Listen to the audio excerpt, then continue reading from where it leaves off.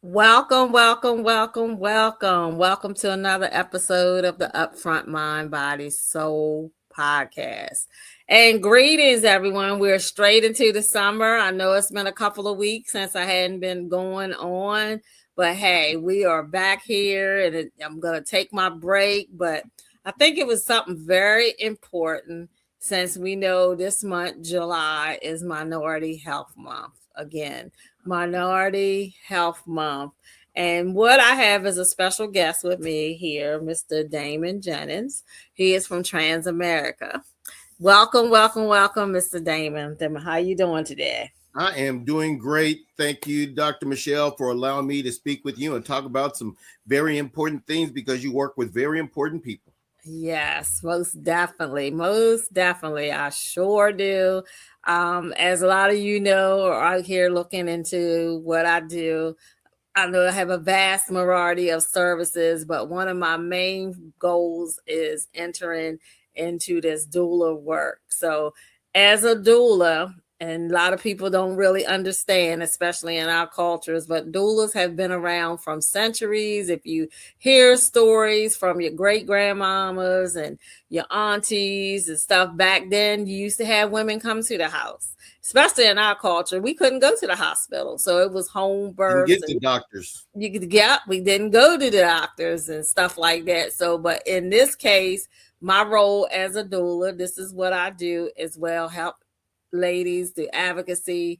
And one of the things is because we know that people of color are more prone to having more infant mortality rates and deaths dealing with childbirth. So again, I'm bringing him on because there is something that I would love for us to understand, and then how this works together in the role where he'll be talking to us about when we get to these questions that I'm going to ask him. And this is what the topic of tonight is. And this is what it is: protecting life beyond the birth. So we don't think that we have all the baby showers, we have all of that type of stuff, but have anyone ever thought about putting up a life insurance fund for a baby? Am I right, Damon? I'm Well, just a lot of people do. And when I bring it up, people look at me side-eyed and they say, well, why would you? But and after I explain it and explain the piece that it forms in a legacy for families, I hope that people will say, okay, I see it, I get it. Now let's start making our family a legacy when we are essentially beginning our life. exactly. And I say, because some of these baby showers are so flamboyant now compared to, no one thinks about that. Or here's two things how I can see it both work together. How about invest in doing private pay with a doula? I'm just saying that's a service. I mean, those are some things that you can throw out there. It's good to have that, but how about getting the quality care? But then also assisting with making sure that you're starting a legacy plan with a life insurance policy. So Yes, tell us a little bit about yourself, Damon, and how you got into this with Transamerica. well, I got to 45 years old and nobody had really sat down with me and explained to me about life insurance. And kind of like 99.9% of the people out there, I was thinking death and it gives your family something after you die. And I really wasn't thinking about it because, we don't think about death. We don't think about the future. And in a lot of circumstances, we don't think about creating a legacy because it seems foreign to us. We don't know what the word means. So I got to 45 and I sat down with the guy and he explained things to me in a way that I understood. And I got upset because the information wasn't provided to us before.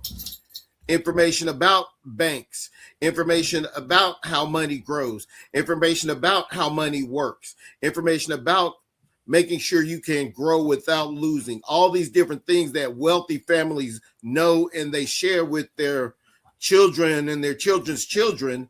We don't get the information about. So if you don't know the information, you can't take advantage of it. So I learned at 45, and from then I said that people need to know this information. I'm a teacher, a speaker by nature. I want people to know information that they don't have and understand it so it can be helpful. So, knowing this information, I was able to work in the world of life insurance, get a license, and be able to have these conversations and then actually help families with creating the plans. Because the worst thing that I could do is to say, hey, did you know this? And then they say, well, tell me more about it.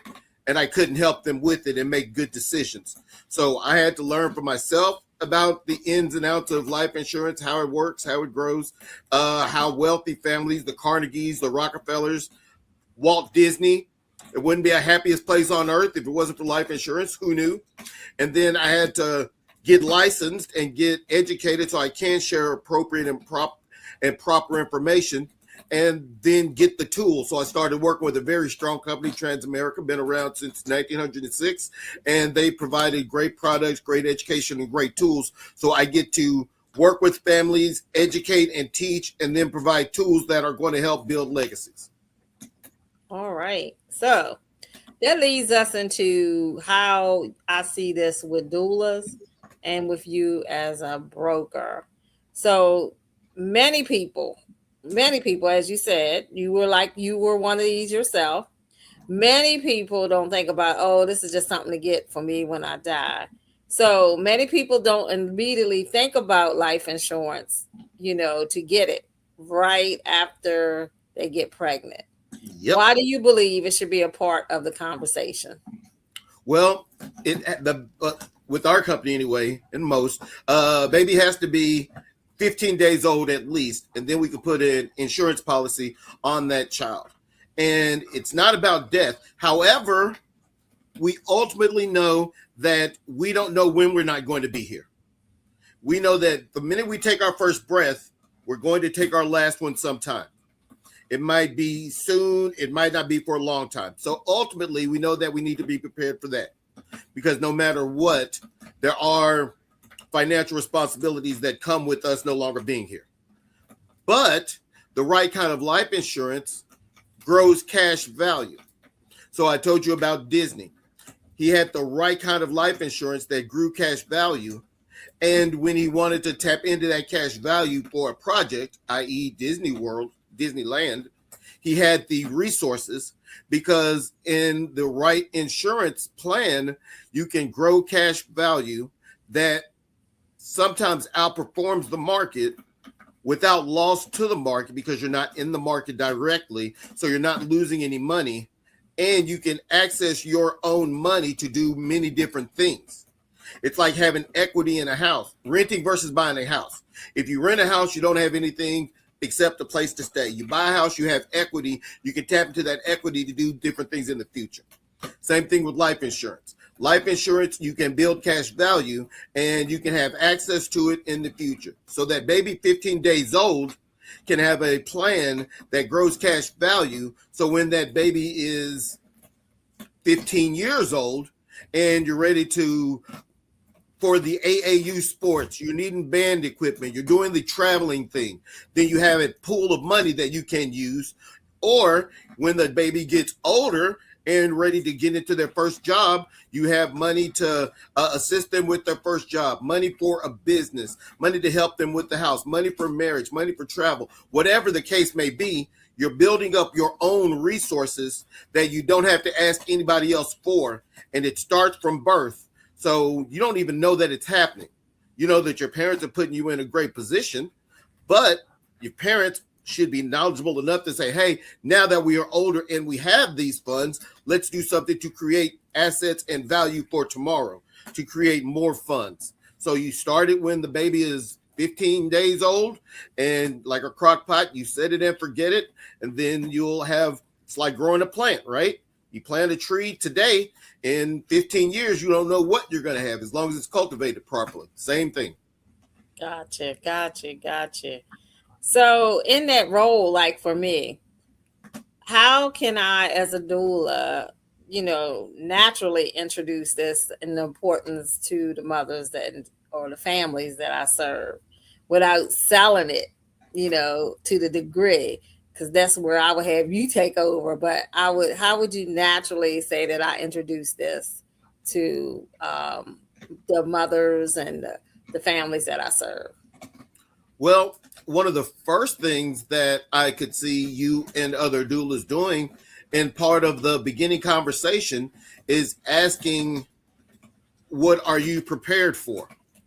Are you prepared for the birth? Do you have the crib? Do you have the do you have the baby seats? And do you have an idea of providing protection or growth or legacy preparation for the baby? And maybe, and I'm not sure in every case, but sometimes the question is, what do you want for your child's future? And you just have a couple of genuine conversations and say, okay, this being the case, I could see legacy planning being important. Or you can ask that question, is planning for the legacy important? Is making sure that you're building a college fund, making sure that you're growing something for your child, is that important? If it is, then you should talk to this resource. I don't want you to try to sell anything. It's like, if this is important, have a conversation with this gentleman here, and at no cost, he will talk to you about the different things that he may be able to help you with for your family. So it's not, and although my title is a life insurance salesman or an agent, I think of I don't think of selling as doing anything other than providing the information, providing the tools, answering questions, and allowing people to make a decision. Some people are going to say they want to, some people aren't going to say they want to. My job is to make sure that you know. I can't I can't expect my community to grow if they don't know the information. There's a couple of Bible verses that, I'm not a theologian by any means, but there are a couple of Bible verses that really stick in my head. Hosea 4:6, my people die for lack of education or lack of information or lack of wisdom. And then there's John 21 through 24, 26, and that is, faith without works is dead. So Booyah! we can't move forward if we don't know the information. And then once you know the information, you have to put it in place. So my job and our jobs is to say, hey, this is how we can move you forward with you and your your children, your family. And this is another part of those resources.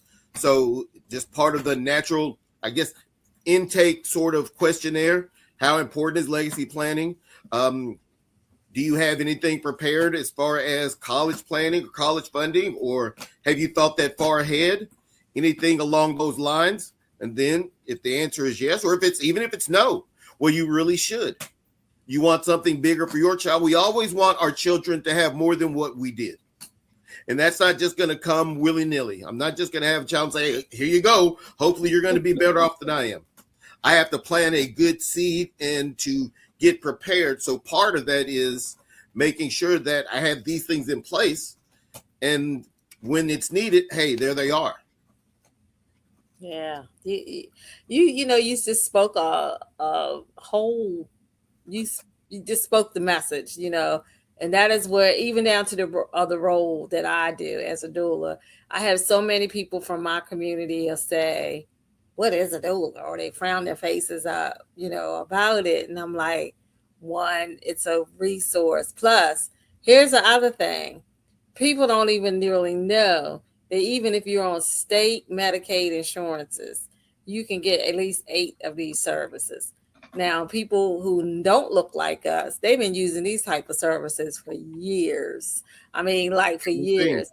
But then, as you said, Damon, the same thing that you said that rectifies with me really good too, because what I work with as well, they don't even understand while I'm even in there. It's just like, um, I don't really understand. And I always explain this to them. Do you understand what my role is? My role is to advocate for you. My role is to make sure that when you're going through this process, to make it easier for you. You may not have that person and to stand in there, or in the ability that you're not in the right state of mind, because we know, again, as we talked earlier, you go through a whole lot of transitioning during that stage of labor, those stages of labor, right? And I'm the portion, yeah. So I'm there to make sure that all things go as comfortable, to make you as comfortable as it is, But one is to advocate for you in the sense you may not can't talk for yourself. Doctors come in and give you these medical terms and say, hey, I have to take you down for an emergency C-section. Well, no. Why is the reason I need to go for this emergency C-section? Well, they'll give you these medical terms, but do you explain it? So I'm there to say, well, can you break this down in layman terms? Because she does not really understand what you're saying here. So, or she's saying she's in pain. We need to check this, different things like that. Things they're observant, being observant in the room, just being those extra eyes and extra ears in there. But you said a lot of people, because of lack of knowledge. And then, I've been in a position where it has been a position that I don't want to put back in, where now it has made me now come up with a whole complete whether I'm going to work with somebody or not. Now, it's just not, it's going to have to be a two-way thing here. I'm not going to put up with no disrespect to the nurses. I get it. I'm not going to put up with that. So you have to be involved positively. Yeah, positive. So that's just me. And that's funny you said that, because that's my theme signature. Smell my positivity. I get it. You're in pain. But hey, there's a way. Just do these breathing techniques with me, and that's the way. Or something if you don't like scent, you don't like smell, certain smell. Well, let's educate and talk this and put this in this birth plan. When I've asked you, is there anything else that needs to be done? You get in place up front. Yeah, so it'd be upfront, no surprises, all of that. But yeah, I done had some, experiences where it has been. Yeah, it's been, and what's so sad again, it's us. Yep. It's us. And I'm like, it's putting me in a predicament because, and I had to say one time, do you understand why doulas are in place? One, they don't listen to us as it is. You done seen it on the news. The woman said she was in pain. They sent her home and she ended up having the baby in the car. So it's about your attitude, but I can advocate for you as long as you're doing positive stuff. And when you're doing other stuff, I'm telling you now, I'm leaving. Well, you don't go to court without a lawyer. Right.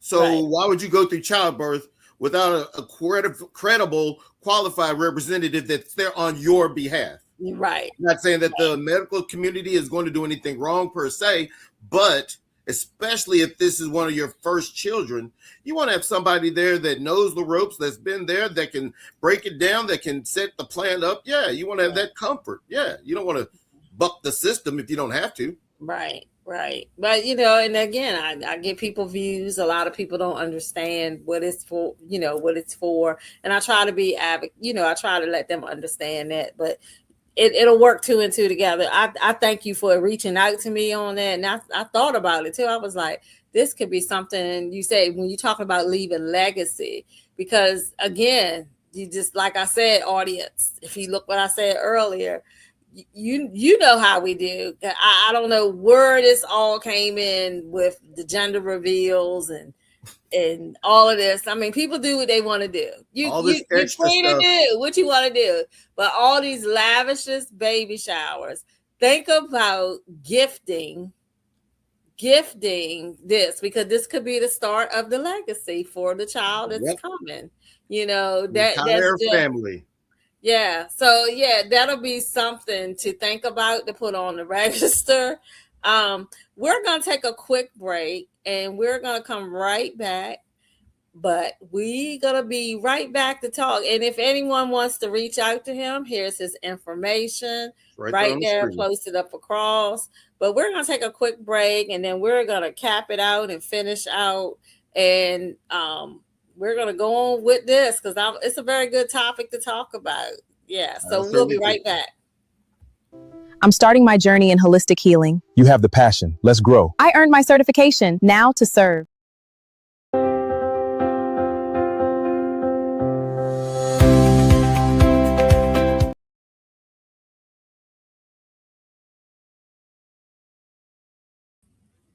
Welcome back to another episode of the Upfront Mind, Body, and Soul, where I'm your host, Dr. Michelle Bolden Hammond. And right now, I'm here with my guest, Damon Jennings. He is here talking about, the roles of incorporating, what I do as a role as a doula, but also how I can advocate even more for us to build legacy for our families. Because you said it.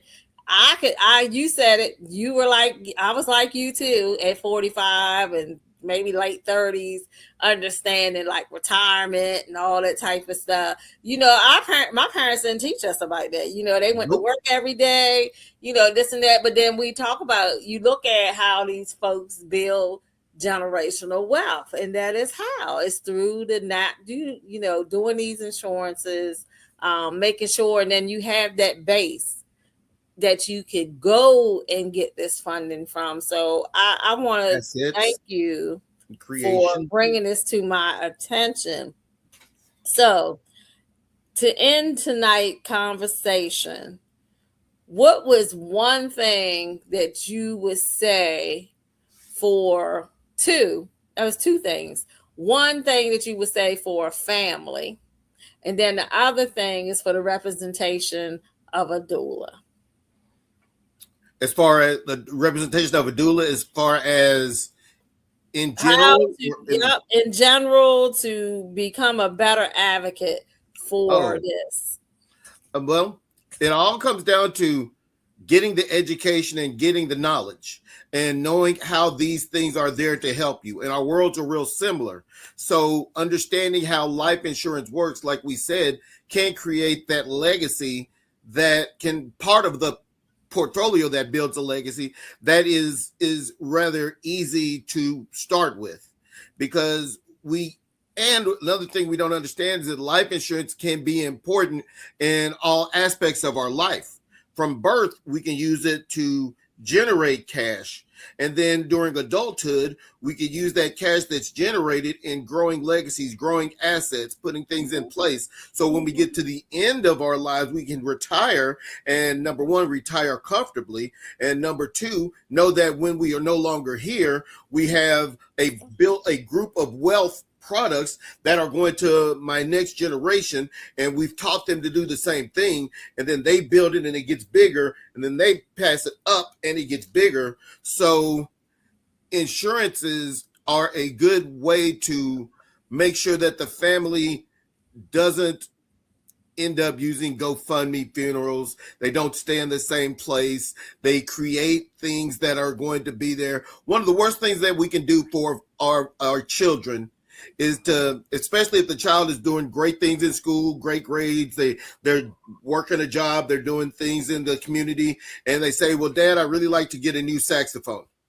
And the worst thing we can say is, sorry, we can't afford it.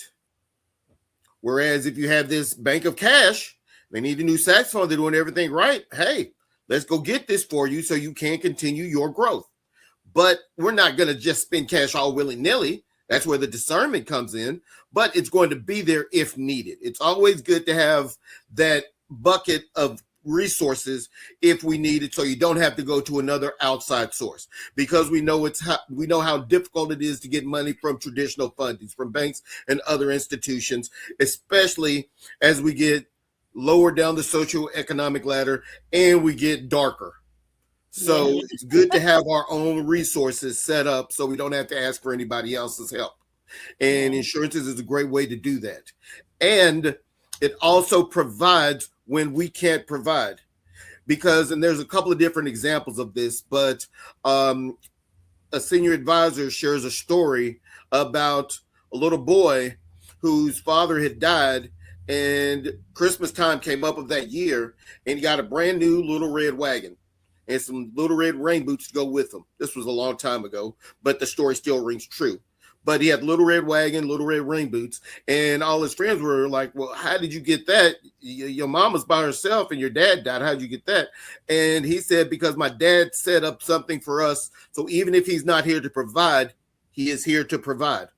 So dad had the sense to say, hey, I don't know when I'm not going to be here, but my family's not going to be left in a lurch. So if nothing else, we're setting up our family so they don't have to struggle. But we also had the legacy piece. We had the cash value piece. We had the piece that grow for, well, three of the biggest companies in the world: Disney, Walmart, McDonald's. All three of them had a huge impact with the world of insurance. Stanford University was founded with life insurance. I didn't know any of this. So if wealthy families are doing it and they're staying rich for generations, I mean, I know you're in Maryland. I'm in Tennessee, where Vanderbilt University is. But show me a broke Vanderbilt, and I'll eat your hat. And if they're broke, there's something real wrong with that. But Carnegie's, Rockefellers, these families use these tools, and there's no reason why we shouldn't either. We just don't know about them. Exactly. Now, with the role of being a doula, it is extremely important, like you said, to have that advocate. Because just because you go to a clinic and you talk to an OBGYN doesn't mean that they care about you. They care about the insurance that you provide, but how much do they care about you when you go see them? They give you the medical information and they say, take this, don't take this, but they're not asking you the important information. Who's important in your life? What sounds do you want? What smells do you want to avoid? How is it going? Well, all these different things. What do you want out of being a mother? All these different things. And like you said, you can be there to help decipher the complicated information that's there. And if the client doesn't want to do something and the medical community is saying, hey, I need to do this, you're a bridge. I don't have to speak. It's like, again, having that lawyer. I don't have to speak because I have Dr. Michelle to speak for me. So it's very important to have having somebody in your corner. You have resources in your corner. A doula for when you're giving birth, life insurance after you're giving birth, and even if you don't ever want to have birth, you still give birth. You still need to have some insurance. And you know people that will be having children. So, hey, if you're having a child, have this person in your corner. So it's about having the resources in your corner and knowing what they're there for. And we just need to get the knowledge out there for everybody to say, oh, I see it now. It's not just about blah, blah, blah. It's not just about the doula having a kiddie swimming pool in my living room and me having a baby. Life insurance isn't just about death, and when I die, somebody's going to get rich. So it's about the education and the proper information, getting into all the nooks and crannies so everybody can grow and everybody can take advantage of those tools that have been out there. Gotcha. Well, Damon, thank you so much for joining tonight on the Upfront Mind, Body, and Soul. I look forward to collaborating with you. A lot of people don't know that I do collaborate. So I'm way in Tennessee this time. So that's awesome. Next time I have to come back. When I come back through Memphis, I might have to drop on in. So I know I might have to get some seafood in Maryland. So there we go. We got you. I got you. So again, audience, we thank you for tuning in. Again, this is like our special episode because I am on a little hiatus. I usually come back in September, but I'll be reaching in doing monthly, one a month until September. We'll be back to our fully weekly segments. Again, I hope you be safe out here this summer. And here's something else. Just because we have darker skin does not mean that we don't need sunscreen. So that's another myth, and we'll talk about that later on. So you have a great and wonderful, wonderful, wonderful week. Grow in purpose. And again, your positivity should shift the room when you walk in. Have a great week, and we will see you in a couple of weeks.